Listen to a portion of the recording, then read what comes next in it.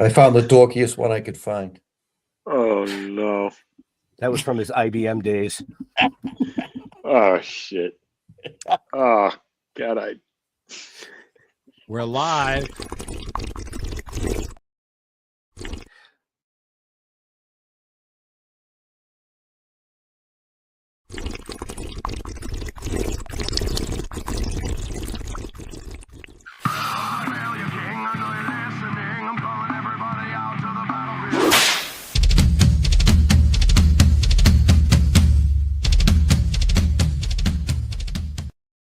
The Dorkening and all affiliated shows are not intended for anyone under the age of 18. The following may contain discussions or scenes that have adult situations, graphic violence, nudity, strong sexual content, and graphic language. This show is intended for mature audiences only. Viewer discretion is advised.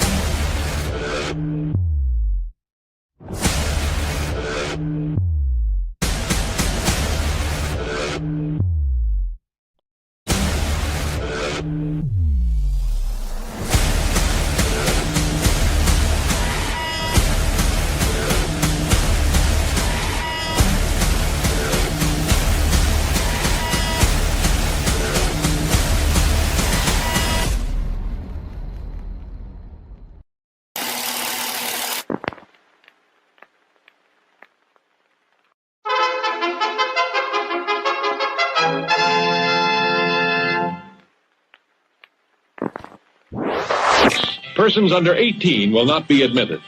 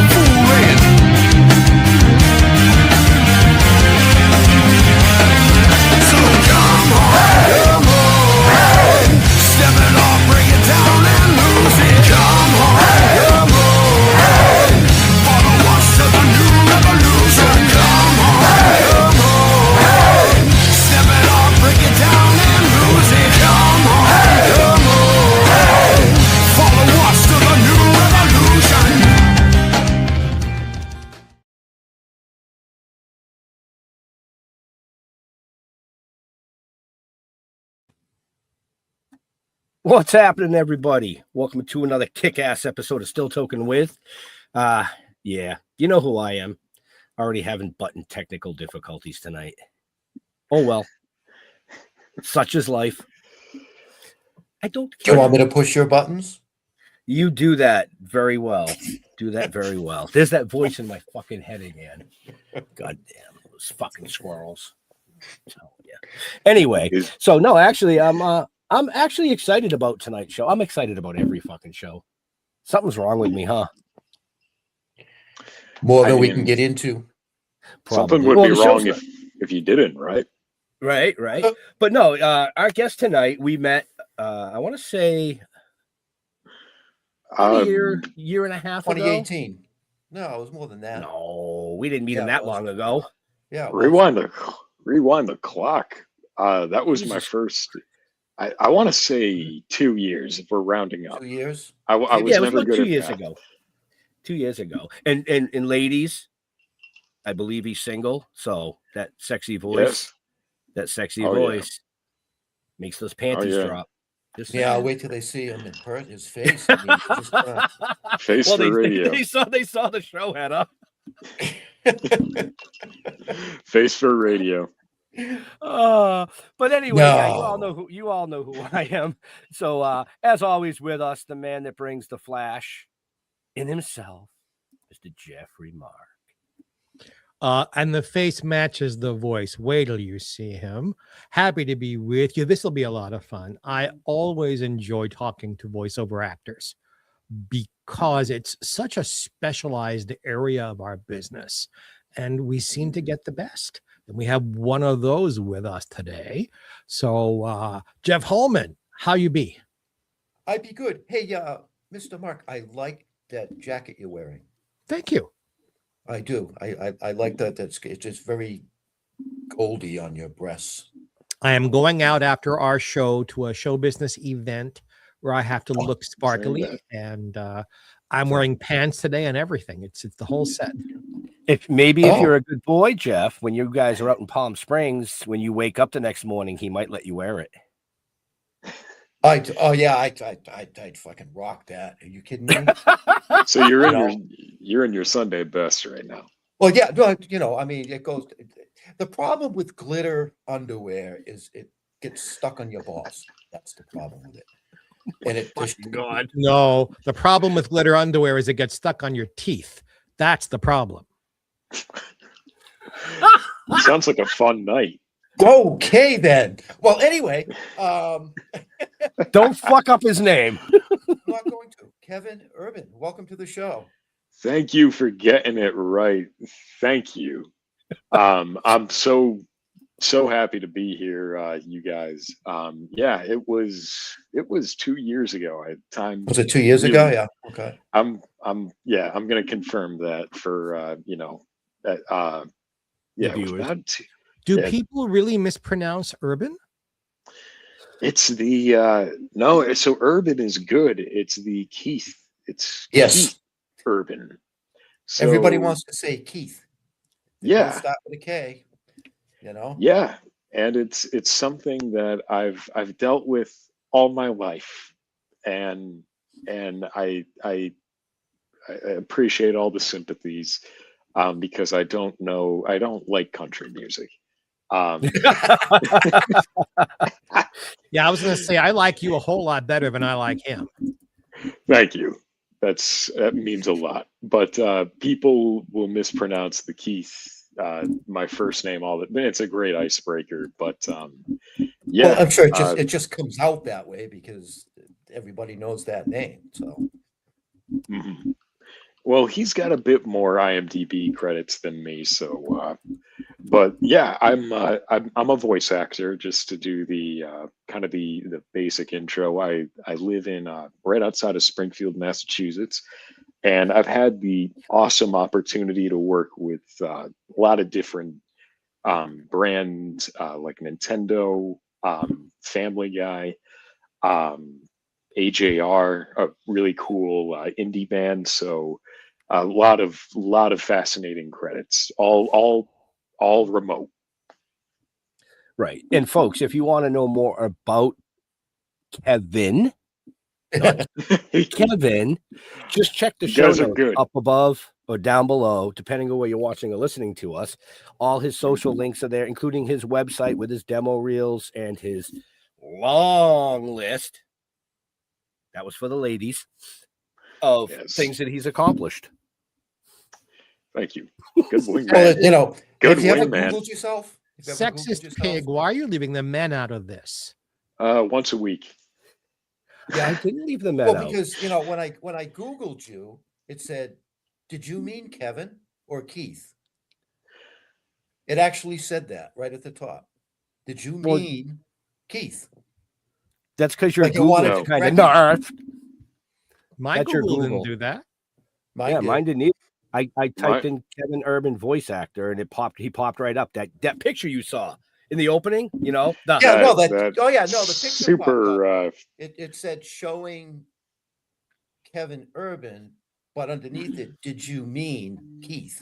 No, in fact, when I typed, I see that's what I'm contending with. Kevin, when I typed your name in, Google said to me, "Oh, Kevin Urban voice actor." It's like click, and then all your stuff came up. So I'm gonna have to have a talk with my Google. Apparently, yeah.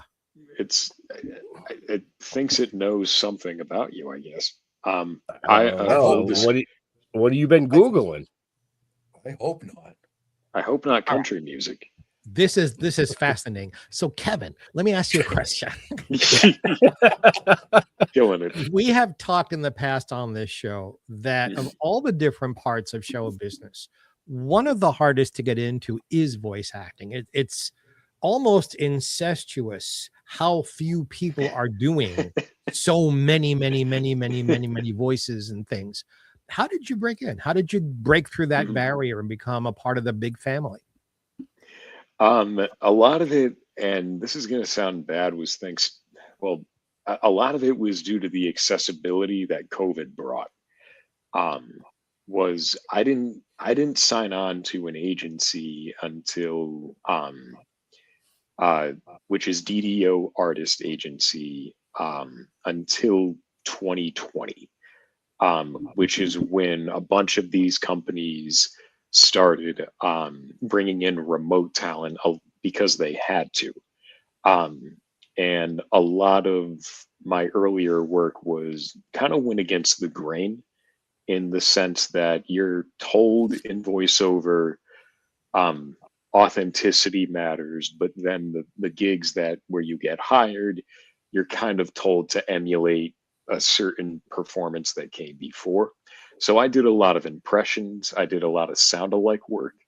And my first gig through my agency was a sound-alike performance, which is the He-Man through Fox. They needed an impressionist and a lot of voice actors. So I think it's a combination of a lot of things. But my quote unquote sort of gig that put me on the workable map was literally doing a sound alike for an 80s cartoon. Which one? He-Man. He-Man. So, by the power of Grayskull.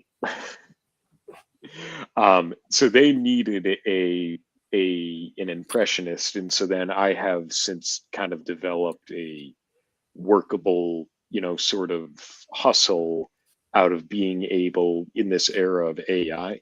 I can kind of do a lot of different impressions or sound alikes, certain in-demand vocal archetypes.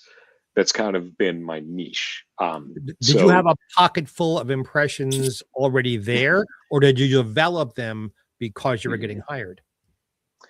I had a pocket full of impressions already there. For He-Man, I knew what I was reading for a little bit because they never say specifically what you're reading for, but you can infer from the lines and the dialogue. Right. So if you hear the impression, you can kind of model something pretty quickly. There was no specific He-Man, but there was James Earl Jones. Right. Yeah, everyone's got Darth Vader. And so that's a very popular, once again, no one wants you to sound exactly like James, but they want something is pretty close, or it can be worked into it, I know they do a lot of that on Family Guy using impersonators, and you were on that show. So I was on the video game. So just quick distinction, but still, the humor is the same. Right. They need, something driven by nostalgia, something driven kind of raunchy, kind of irreverent, but all ultimately from a place of love too. So that's kind of what that was. Approaching it from that old school, new school. Self-aware, very self-aware. Well, and your voice is very deep. You've got that very deep baritone type of a voice, which is unique in itself. Right. I remember when we first met you and you spoke, I was like, whoa. You know, Right. because you don't run into too many people with that deep a voice. I mean, you know, were you like not kicked in the balls as a kid enough, or? You know, I love shocking people. I love shocking people with that. And no, I avoided all that. I let my brothers take care of that for me. There you go. Okay. They yeah, I never had to worry about any of that shit, thankfully. But actually all three of us, because our it's kind of just in the family, because all three of us have the same voice. I was the only one that just loved the sound of his own voice enough. So That was way so too easy. that was That it. was way too easy. There is a bit of my dear friend Gary Owens in your voice. Do you remember who Gary Owens was? He was born in 94. He don't remember anything. Gary worked until the day before he died. Okay. Birdman, that guy. You know, I'm gonna have to. There's a lot of YouTube. I have to do later on. Jesus Christ. Gary Owens, just so you'll know, had like 17 radio shows at the same time and was doing cartoon voices in your time for the Cartoon Network.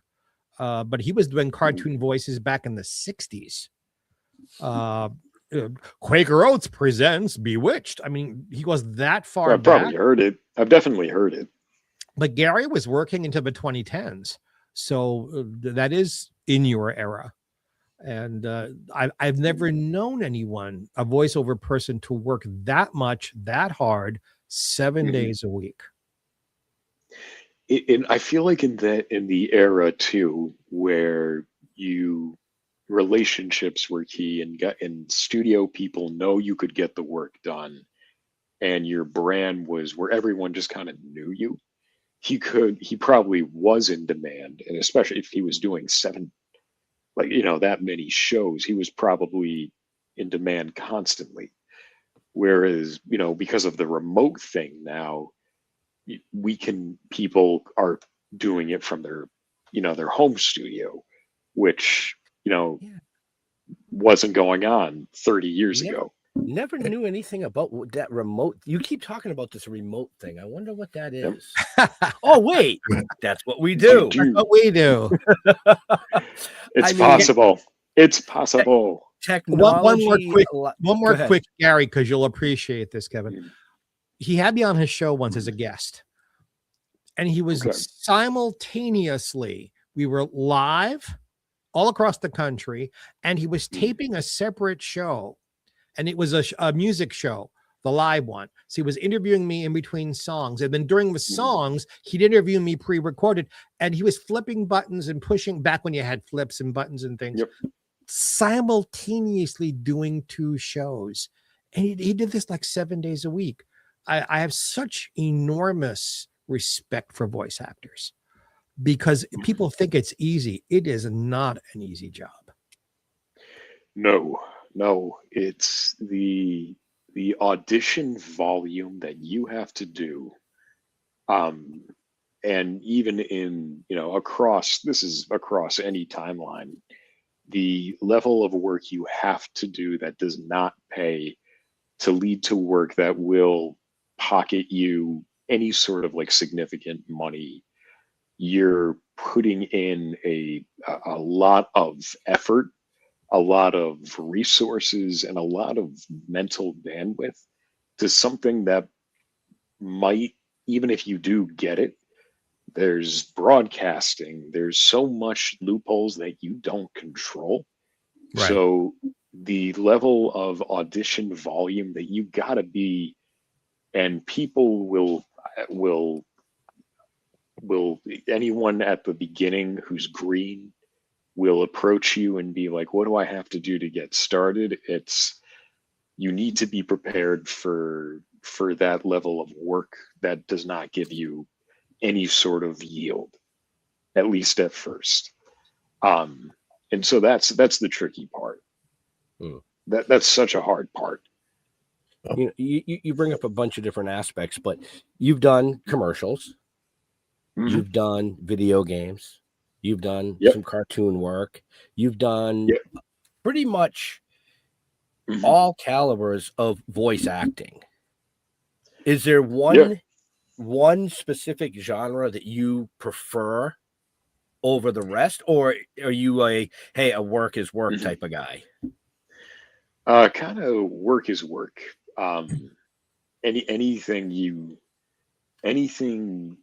can, once you get an agency and you sort of reach, maybe, okay, you've been taking acting classes, because I didn't really develop my career until I started learning like how to actually be an actor, how to read something that's been written for me and actually inject my own experience into it. So that didn't really develop until around, I was an impressionist on YouTube for a while before the voice acting thing, the career really took off. Um, but it's you take the work that you book. Earlier this week, even I took a documentary workshop. How to read for, we were reading just like random documentary history channel scripts, and like how to keep your articulation clear, how to drop the radio cadence, stuff like that, like ironing out like the potential errors now, so that you can hedge your bets in that audition game. So um, I really want to do documentary work, to sort of answer the question. No, that's where I was going with it. Mhm. I mean, with Yeah. that voice, I could see you being like the next Trojan man. I'm just saying. Yeah. Well, I mean, your voice reminds me of, I'm going to date myself here, because when I was a kid up in Yep. Maine, we used to listen to, the radio shows, Mhm. Fibber McGee and Molly, and, all of those different types of shows, because we had no television up there. It was just radio, Mhm. and I was loving it. I actually bought tapes of it because I just like to listen to it. You know what I mean? And is that something that you would ever like want to get into and just do half hour, your own episodes, just using your voice and Mhm. tell a story? So I had done that a little bit. There was I don't do a lot of horror work anymore. Early on in my career, one of the earliest like professional gigs I did was I did some audio short stories for a channel called Chilling Tales for Dark Nights, and it Okay. was a bunch of Edgar Allan Poe original short stories. And horror is great because it welcomes, and I think you guys can speak to this maybe a little bit. Horror welcomes creators from all. I Mhm. was very kind of. I like to think I had the voice, but I needed the experience. And this guy was like, "Hey, here's, um, you know, it was a low amount for the time, but here's some airtime, here's some experience. I want you to do all the voices plus narrate." So it gave me my earliest iTunes credit. Um, and it was just kind of experience, and it gave me kind of like an earlier niche as like a grizzly kind of voice that you could maybe hire for your YouTube channel for some small independent trailers. So did you guys ever watch growing up? It was called A Haunting. It was this really cheesy, dramatic show on the Discovery Channel. I don't It has, remember that. Keep in mind the age of the people you're speaking to. Growing up, for I'm any of trying. us, there was no Yeah, Discovery Channel. Yeah. By the time you were born, I was that's fair. old. Fuck. Okay. Long story short, I have seen the yeah. previews for that show, because I watch a lot of Discovery Channel shit, Mhm. believe it or not. So, but I don't think I've ever So you've seen probably it. seen. So just the narrator has this sinister sounding voice, but it's so over the top and so dramatic. Like, I was like, okay, this is something I can kind of emulate. And people responded very well to some of these stories and these videos that I was doing for independent creators. So horror was surprisingly, because I don't like horror movies. They scared the shit out of me. Oh. Yeah. So all of a sudden I'm being called in to read these horrible sounding things. But, you know, if you read it scary enough, people are going to listen. And so that sort of is how I got at least a comfortable, you know, reading and performing in front of people. But yeah, horror. Ever Horror's had just the not your itch? thing, huh? Have you ever had the itch to be in front of the camera and act? Nah. Nah. Yeah. Nah, there's too much. I'm too. I don't know. I'd be too aware of everything around me. I wouldn't be able to do the thing which is sound kind of larger than life. I wouldn't be able to really do that on screen without it like being funny or like I don't know. There's just I don't want to do that. I love the voice acting thing though.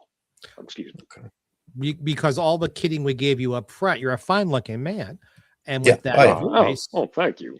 and the camera likes very you. much. I can see you on the camera, and you photograph well. It's like I could Oh. see you playing a villain, or even a comedy villain. Really? There was Well, there was a thank wonderful you. actor named Hans Conried Mm. who made a fortune Yes. on radio, in cartoons, and in sitcoms, doing everything from Dishonest John on Beanie and He was Cecil. the Yeah, ha. he was But- the Grinch. He was the Grinch in more of in that sequel as well. And so he did a lot of character work. I know that. Mhm.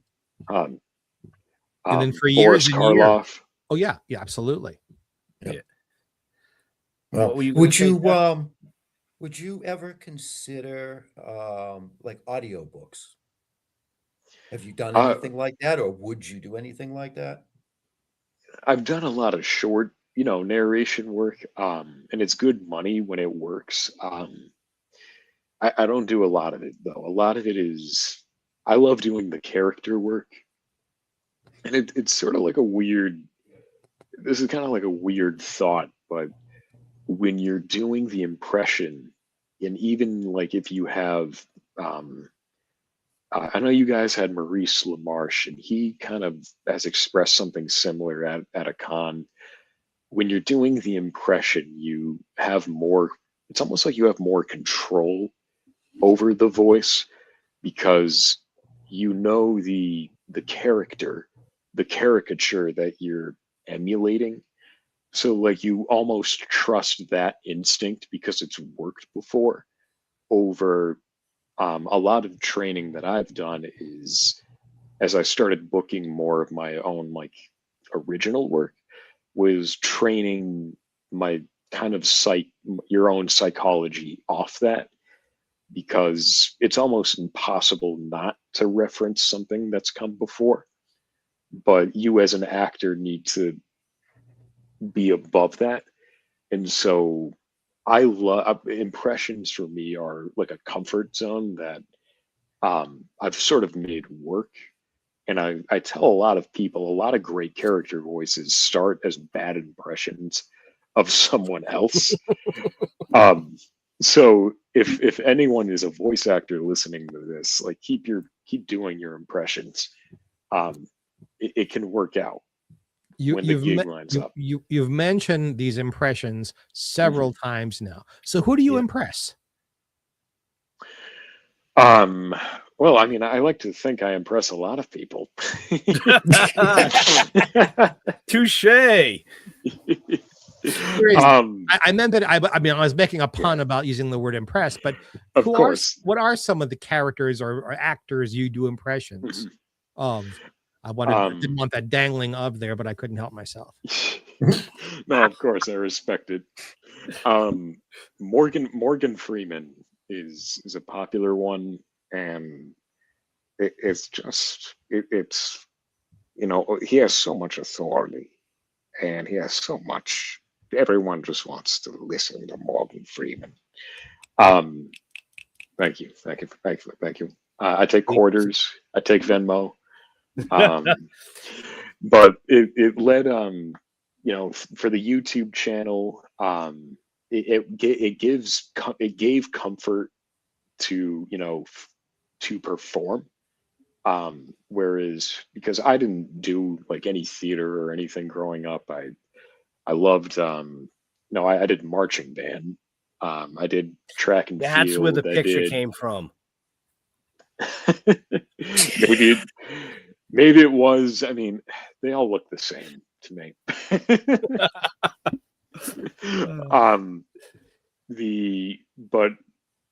Doing the impressions was sort of like doing like an acting, or it just gave you the public speaking, the performance confidence. Right. So you said, what'd you play in marching band? Trombone, low brass. So I was hoping he had a bone. I've got something, something to give, right? Yeah, I'm not going to say. Wasn't going there. No, I wasn't going there. Okay, so the trombone. Okay, interesting. Even in marching band, so even in that, it was, It wasn't the, the melody or anything. It was the lower end. It was the bass. Oh, okay. Now, Right. Can you sing? Do you sing? You don't want to hear me sing. So that's a no? That is a no. That is a honest way of saying no. Because you got a good deep country voice. Oh yeah. You can slap him next time you see him. I'll let you. No, but I could see him convention. doing like I could see him doing like what the hell's the word? Forget it. Yep. Gone. It went. What I can hear is him doing audiobook versions of adult romantic novels. His Trojan tongue, man. his Trojan tongue man. moved in closer to her aspect and just describing what would be I mean, that voice is perfect for that. I can see him doing, I can see him singing stuff like Sha-Na-Na would do, like Shana. Boom, boom, boom, just doing that one repetitive or different. That would be kind of cool. I couldn't remember. He doesn't have any idea who Sha-Na-Na is, I don't think. No, but the style of what I'm talking. I can't remember it right now. Like my brain is just Sha-Na-Na did in the 70s and 80s retro 50s not bebop music, but like Sha-Na-Na-Na, Sha-Na-Na-Na, get a job. And that's what he's hearing. You doing the get a job. Yeah, yes, exactly. Those old school baritone. Those right. old Well, you're school. almost a bass, really. Yes, Nikki I'm Bowser, you're trying to absolutely right. I'm trying to be. I think Nikki is falling in love with you. So how high can you get it? Your voice, that is. I can't really. I don't know. It depends on how enthusiastic the character needs to be, because I used to work at like a call center, and sometimes I would scare people because they would think they would think that they were talking to like a voice machine, and I'm like, well, I can either be honest or I can use this to my advantage. And so I like to think I can go pretty low. But when I'm when I've had a couple drinks, I can get into like a workable speaking range. It came back to my brain real quick, so I don't forget. Acapella style groups. Yes. So where they have different ranges to make the song. I could see you doing something like that. That's sorry, folks. It just came. I had to say it. There was a wonderful actor named Richard Crenna who got started on radio in the 40s as a boy. And he got cast on a show called Our Miss Brooks. Still, as a teenager, his voice had changed, but his natural speaking voice was deep like yours. But he played the character till almost 1960. And he had a way of pushing his voice up a whole octave up to sound youthful, but his voice was deep like yours. It's very rare. I mean, it's very hard to do that for anyone. Yeah. And be convincing. And be convincing is a key part, I think, of it. There's, and nowadays there's a lot of, we want you to sound authoritative. We want you to sound like you know what you're talking about, but we also need you to be approachable. We need you to, Sam Elliott is a very popular archetype. He sounds authoritative, but he can also elicit sympathy and authenticity when he needs to. Just be, you trust it, and that's kind of taking that's kind of you see it in movies, right? Like you see it in. But Sam is a very talented actor who happens to have, like you have, the God-given deep voice of authority. That true, but he also has drawn on a lot of his previous work and his own life experience. He tells a story of, we view him as the manly man, but he himself was not. He was not taught. He doesn't believe that about himself. I know. It was something that he sort of is bemused by a little bit, because in growing up in his life, more kind of Central America, a little Southern America, it was, you worked kind of in a trade. You didn't be an actor. You weren't an actor. You weren't a speaker. That was for the people out in California. And so he it's just, I'm always fascinated by that disconnect between what ultimately a person is known for versus like what led them into that performance. It fascinates me. And it's wonderful, as the oldest person in the room, to hear a younger talent being able to intellectualize his work like this. No, I'm serious. I'm very. I'm the oldest person here. I've been in show business 52 years. To hear you speak about your own career and other people's talents so well, that you obviously thought this through. This is not a new thought. Any of this to you? I'll give you more applause for that, because I talk to younger performers and I try to have a conversation like this, and I hear crickets, because they don't even have the vocabulary. Never mind, have they ever bothered to think this through the way you have?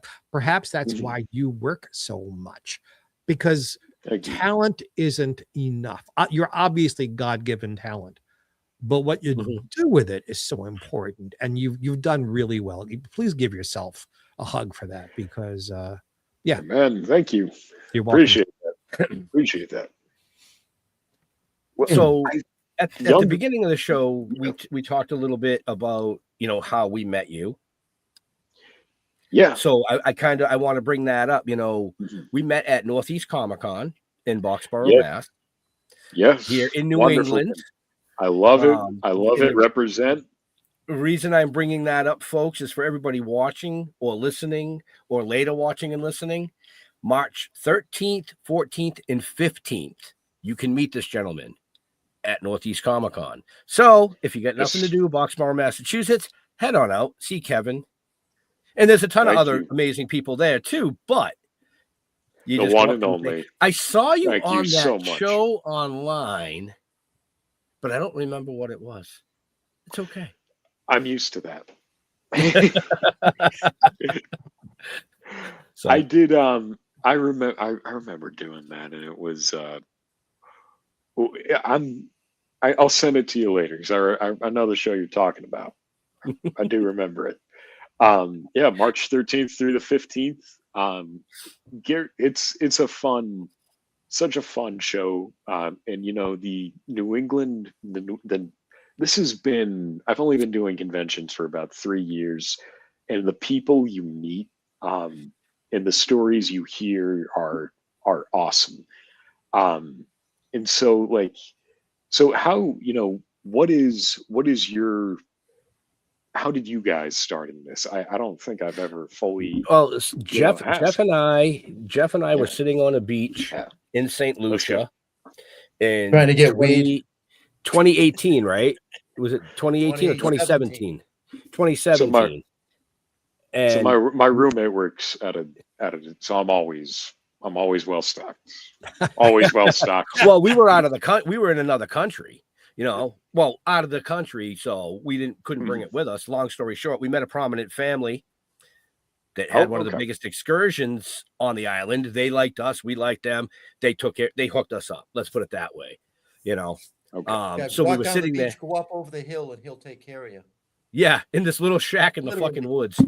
But anyway, we were sitting there with our wives, having a few drinks, smoking some weed, and revisiting something that we had started back in the late 80s, which was a t-shirt business based on cannabis. But back then, we advertised in High Time magazine. I mean, we didn't have the internet. So long story short, fast forward, we decided to bring back our merch line, but to sell merch, you have to associate it with something. We both come from writing backgrounds, so started writing a novel. Somebody said it'd be a great comic book. We hired an artist. We pushed out the first comic book in 2018. Then we got into a 2.5-year trademark dispute with AMC and The Walking Dead, which even boosted us further. But that's what kicked us, was starting the comic book. Right. And we would go to Gary's show. Gary's show was one of the first shows that we did. Yeah, I remember sitting at a table. We had our premiere. We had one comic book that we could sell. That was it. I don't even think we had a banner. We had nothing. We had that table banner. Well, we had a table banner. But you know, as the years progressed, we pushed out the novel. We pushed out 5 comics from that novel, and the 6th comic from the second novel has just been released. So that's going on tour this year with us. Nice. The live TV, the live acting series, which we did 2 episodes, which is on our YouTube, the animation, and then this show.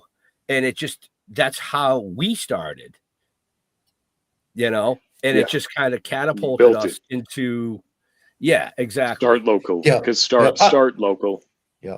Unlike you, Kevin, we have to get our faces out there. Yes. You know what I mean? It's a crucial part. It is. You know, it is a crucial part. It's very, very crucial for what we're doing. You know what I mean? And you know, we did probably most of the conventions that are in New England. Oh yeah, for the first 2 years. For the first couple of years. Yeah. But to get outside of that is where things really start to happen. Yeah. Once we right after COVID left, the following year, we had like 20 shows booked for 2020 and COVID hit and they were all canceled. Yeah. And like Jeff said, the following year, we literally in the month of August were home I think we were home 4 days, but not consecutively. We went from Mass to New Hampshire to Vermont to Maine to Maryland to fucking Georgia to Virginia back to Connecticut. On the road. Yeah. Let's go. Yeah, we did Um, 6,000 miles of driving in Yeah. what, 6 or 8 weeks. Wow. Oh yeah, it was completely insane. But that's what you kind of have to do Mhm. to get yourself Yeah. out there even more. You know, I mean, Oh. Jeff and I have to be out there because we're the main characters in all the writing. So it is us. Yeah. And even in the You animation, we need to voice be act there. our own characters. You need to be so you need to be there. Right. Mhm. You're present, yeah, for what you're you're marketing and telling the Yeah. story of. The networking and the marketing. Yeah. I mean, you see us at conventions. I must walk Yep. by you 1,000 3,000 times. 4,000 times. And Yeah, it's no, not you because got you're near the bathroom. no, it's your well, it depends on the year. But no, it's a hustle. It's a hustle, and you Right. got to make sure you're not just networking with the people that you're talking with the people who move the needle. And Well, that's the business of show business. Right, Right. right. We You know, everybody right. So- everybody becomes a brand. Right. And you I think- either someone brands you or you have to brand yourself. Kevin, you would do Yeah. good in Vermont, I think. At the, I was just gonna say I think he would fantasy do very sci-fi. good. The Yeah. Sci-Fi Fantasy Horror Expo in Vermont. I think he would do very well there. Yep. You know, Very I good. will actually We'll drop have to your think. name. I've been dropping names for next year because they're already booked for this year. But I'll drop your name to the Let's promoter go. because we actually know him. I think I've looked. I mean, I don't know anyone there, but I know of the show. So hell yeah. I mean, Vermont sounds great. But you said so beyond New England, though. So like I know there's the big hitters, obviously, like New York Comic Con. That's obviously not. No, We've well, never- we the don't- we don't problem do them. is we don't do the big show. We did Vermont, Rhode Island. Rhode twice. Island twice. Now Okay. that's one of the big. Right, hitters. but you don't sell shit. People Hmm. don't go to Interesting. Rhode Island Comic Con to go around to the vendors and artists. They go to see the 100 celebrities. Yes. And And that's believe it where or not, that's where they Okay, spend their okay. money. when you have 100 celebrities Which at a convention, 70% of those celebrities are not selling anything. We've seen it. We've walked Interesting. around. We've walked around to some decent name celebrities. That's how we got them on the show. They were sitting there, Right. no lines. Interesting. But then you go to And then they're happy to Ralph talk. Okay. Macchios and that caliber of celebrity, they're freaking lines out the door. Yeah. So the smaller shows that have We do better at the smaller ones. yeah, Always. five to 10, maybe 15 celebrities. Those are the shows Mhm. where you get that networking, you get that interaction, you get the income. Yes. And You know what I'm that's saying? also an important part of it. Money. That's why you're in you do it, but Right. so the more like mid, not even mid, but like where the real estate is distributed. Right. Mhm. Being a voice actor, even some of your, believe it or not, anime style cons would be very good for you. Yeah, the anime cons are like Boston Anime Convention.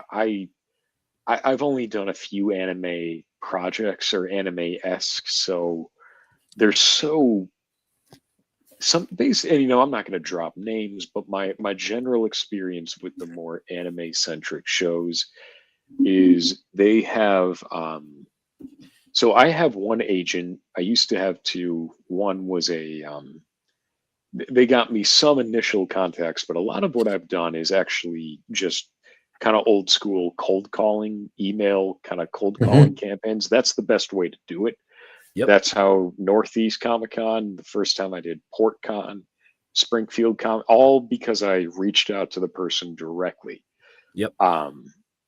So I feel like these big shows are drawing from very the same boutique closed door agencies, the Mhm. high tier voice actors, and then that's the ecosystem. And Yep. then there's maybe 3 people a year who are fortunate enough to they break into the big role, and then their name becomes part of that boutique assembly. So yeah, and that's the true competition. We're all or at least for the people who want to do it full time, that's what you're contending with. Right. And it's a very you have to be very careful about what you say and what you do, because you can work for 10 years, book the role of a lifetime, and your career can disappear. So you constantly need to be adjusting. Yep. No, absolutely. And well, that happens to actors, not all the time, but it does. It happens to actors. They Mark Hamill, I'll drop his name. You know what I mean? Yeah, and if it's a he ever done well-known afterwards, that's just it. I mean, that's his Mhm. character. Right. You know, Luke Skywalker. But I think that goes with every industry, because as a musician, you could write that song that just hits #1, but tomorrow nobody knows who you are. That author that writes that one awesome book, but all the follow-ups were trash. Well, that's You why know? you got to keep reinventing yourself. You know, you Right. mentioned Mark. Mark got through because of Star Wars, but he also starred on Broadway in The Elephant Man, and he also does 9 million cartoon voices, and happily so. He's very happy working. Right. And he just keeps reinventing himself as he ages, and you know, he's not a pretty little boy anymore, and he's a seasoned voice actor, and by the way, a lovely man. I like him quite a bit. But he's a good example of someone who was smart enough to shove his ego in his pants and say, I don't need the ego, I need to work. Right. And allowed himself to reinvent himself. Right. And then you've got the other ones that just do their small little roles. Eric Roberts is a classic example. Yep. He is always working, always working. Yes. He's over, 800, 900 credits. That's insane to me. And a lot of stuff people go, huh? Yeah, what? It's mind-boggling how much stuff he is actually in. He's not known as a character. Right. He doesn't have a character associated with his name. But sometimes that works in your favor. It works in his favor. Anywhere. Yep. What did he say to us? He usually gets, "Oh, you're Julia's brother." Yeah. What's funny is, if you look at the bigger picture of acting, it works one of two ways. Either you play a type, and they hire you to play that type over and over and over and over, and like you're that guy they go to for that. Or you don't have a type at all, and you just fit anywhere they need you. You can fit in. And there are people, I know this name won't mean anything to you, like Charles Lane. Charles Lane must have been in 300 or 400. I'm going to get one of these. I've gotten Hans. All right. My friend Barry Livingston, who broke through with Ozzy and Harriet and My Three Sons. Barry is in his 60s. Barry's actually 70. And he makes 5 or 6 films or 7 films a year because he doesn't care about the stardom. He cares about working, and allowed himself to grow. He did Broadway, and he does voiceovers, and he does a little bit of everything, and the man works constantly, and he's happy in his life and his career. Like, yay. Right. And I feel like you work so long and so to achieve that level. Everyone achieves it, hopefully, that level of peace with your work and what you do, because we all want to make people laugh, smile, or whatever it might be. That's why we do this. Yeah, I mean, Jeff and I have always said at the end of the day, you got to love what you're doing. Yeah. And if you You love have what you're doing, everything else will fall into place when it's supposed to. I'm just a firm believer of that. You know, I agree. It's not going to happen overnight unless you're like that person, you know, and that's like 1 in 200 million. So good. But even those people, even those 1 in 2 million, doesn't mean they're happy. Right. Well, exactly. It means they're working or they're making money. But you know, I've been doing this since Nixon was president, and I'm not kidding. And I consider myself to be the luckiest son of a bitch on the planet. I'm still working. All these years later, I am still working. I'm still winning awards. I love I'm that. Still wanted. You know, Emmy sitting here behind me has siblings. So how lucky am I? Well, because we're born with talent. We recognize we have talent. And then there has to be, it shows in you, burning ambition to get somewhere with the talent and the heart to want to entertain the folks and the intellect to understand it. I agree. So you're and I'm not making jokes. You're the whole package. That's why I think you're here, and that's why I think you continue to work. Thank you. Right. You know, I look at things. You know, if not going with God forbid, but if I wasn't here tomorrow, I left something behind, something that people can remember. Oh yeah. You know what I mean? And to me, that's what it's all about. It's not about the money. It's not about fame. It's not about, did I do something and leave a piece of me behind that will last forever? And yes, that people will remember you for. It is the only way to be immortal. Yes. Putting, whether it's writing, visual, voiceover, whatever, it will persist long after, and people's interpretations and their experiences with it will endure long after our contribution to it is over. Right. But we're so lucky to touch so many lives with what we do. Millions and millions of people, if you add up our 4 careers, tens of millions of people have been touched by what we do. Hooray for us and hooray for them. That's awesome. Thinking it is good to have moments where you can have that out of body, and be aware of that. It's important. It's important. It keeps you centered. It keeps you grounded. And it keeps you motivated to keep doing it.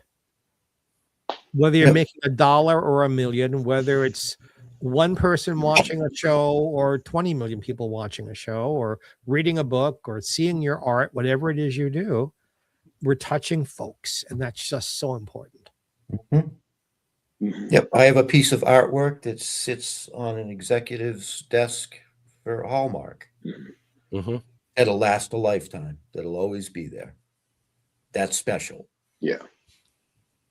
Right. Well, yeah.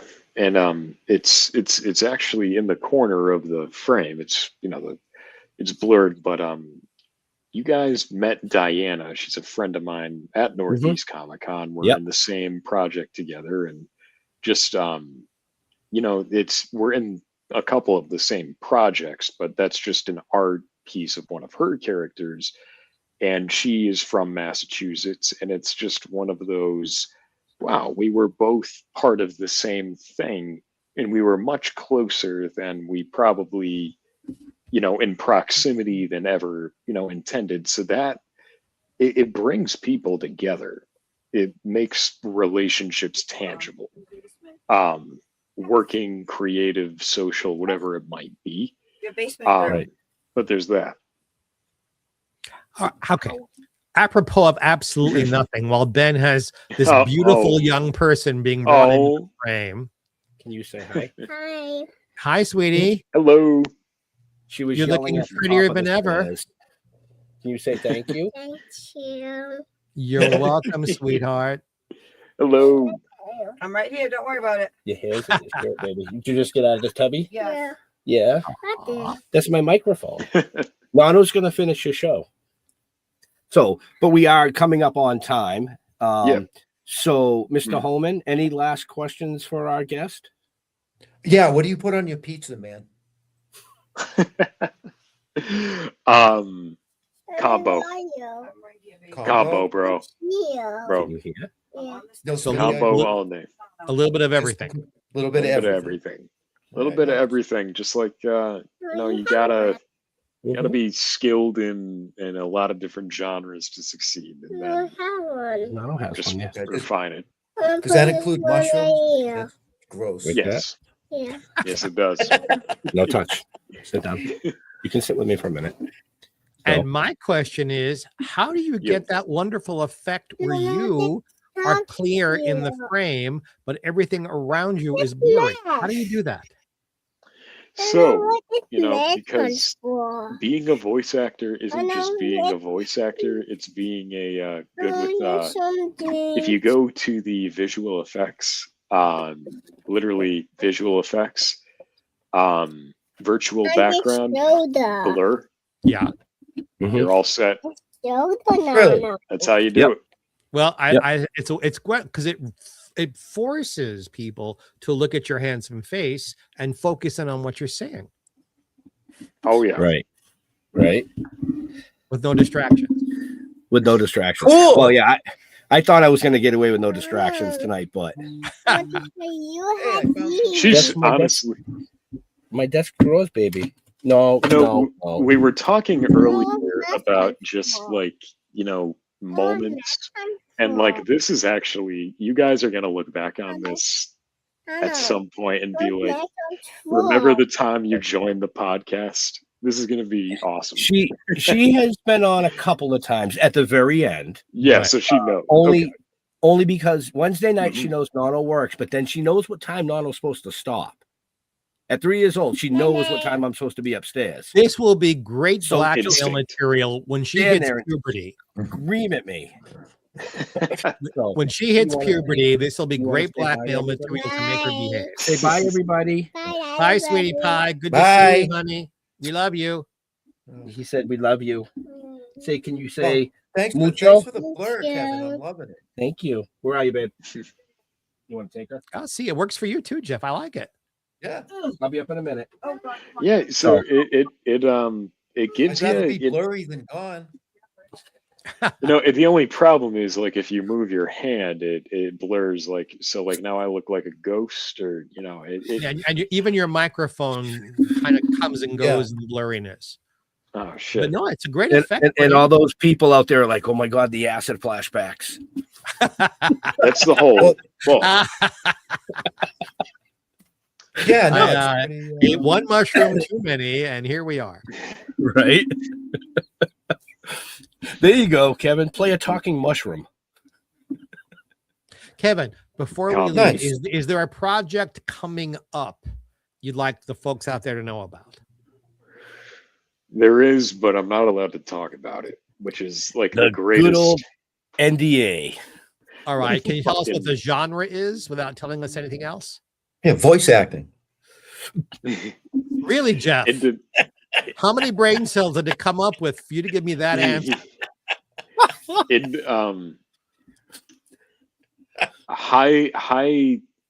high budget independent animation. I can Wonderful. probably say that. There you go. There we Very go. cool. So like Very cool. I'm really looking forward about this piece whenever it actually comes out is that it actually is recognizably me. So like we were we're all talking about breaking, going beyond your comfort zone.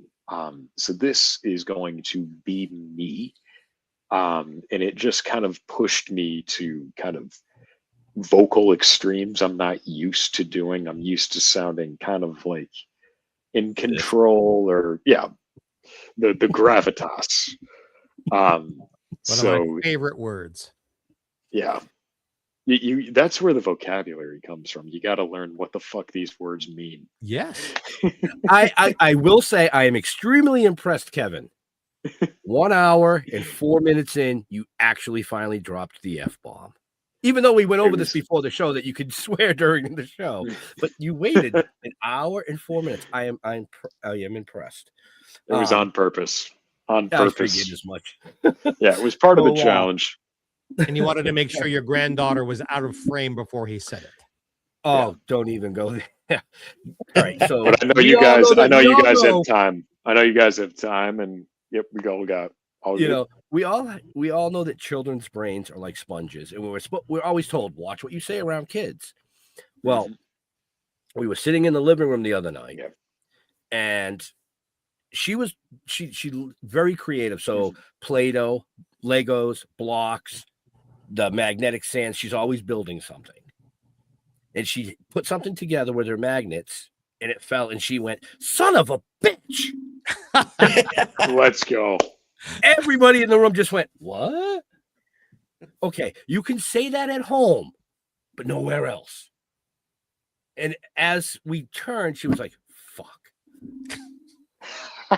Just keep turning. Don't acknowledge. So Don't reward it. Don't enable it. Don't justify it. right. So with that, folks, we are over time. So, Kevin, where do you like to interact with your fans and friends on social medias? You can find and connect with me on KUrbsVO. That's KURBZVO. I do a lot of meme voiceover entertainment, all in funny impressions, anime characters. Yeah, so you can find me on Instagram, YouTube, all the social medias. And folks, again, just check the show notes up above or down below, depending on where you're watching or listening to us, because it's all right there for you. Mr. Jeffrey Mark. Yes, sir. Jeffrey Mark, just as it's spelled, or if you're listening and not watching, GeoffreyMark on Facebook, Jeffrey Mark Showbiz on Instagram. And by the way, if you're having fun with us, you can have some more fun if you join in another show that Ben and I do that Jeff sprinkles his love all over, which is GPE, Jeffrey Mark Plays Ella. And those come out every Sunday in time for brunch, where we play Ella Fitzgerald's music, and I tell you insider stories about the songs, the recordings, and Miss Ella Fitzgerald. So join us for that. And Mr. Holman, how about you? Yeah, I keep it simple. Go to stilltoken.com or Token with the Dead on Facebook. You can Google Jeff. Good luck finding me. Because it's going to say, did you mean Jeffrey? Jeffrey. You never know. Never know. I question everything. So Amen. So like Jeff said, stilltoking.com, Still Toking Productions YouTube, Toking with the Dead Facebook. One more thing I want to throw out there. We will be in Connecticut this coming weekend at the Expo Canna. I'm actually sporting their shirts. The Expo. Saturday, Sunday. I didn't know a pot go. leaf could stretch that far. You didn't know what? I said It's I a didn't know a pot versatile leaf could plant. stretch that far. Oh, well, yeah, these are great shirts because they're very stretchy. So after I eat, it's not tight. You should see it. You should see it on the underwear how far it stretches. You know, well, there's no stretch in there anymore. Oh shit. Oh, damn. Wow. But okay. yeah. Are we going to hell? Yes, Probably. yes. We're driving the train. You just got on. You know, we didn't tell you that before the show. We waited till the end. Yeah. So come to Expo Canada this weekend. You can get we're debuting the brand new comic, issue number 6. We will have that with us. There it is. Love it. So yeah, we will definitely make sure you check out Kevin at Northeast Comic Con, March 13th, 14th, and 15th. You know, go out, say hi, tell him you saw him on the show. I don't know. Maybe he'll say good. Yeah. And if you're ever out on the West Coast, Mr. Mark would love to have you take him out to dinner. No, Mr. Mark will pay for dinner if he joins me. I'd be very happy to do that. And I will be at the Hollywood Museum on the 19th, celebrating Black History Month. So if you live Yeah, on the good. West Coast, you can come find me there. So with all that, folks, in all seriousness, we want to say thank you to our veterans and first responders for doing what they do so people like us can come up here and do what we do. Absolutely. Stay safe. We'll see you next week. Kevin, hang tight till we close up the show, please. And yeah, we'll see you next week. Have a happy. Bye. Peace. Peace out.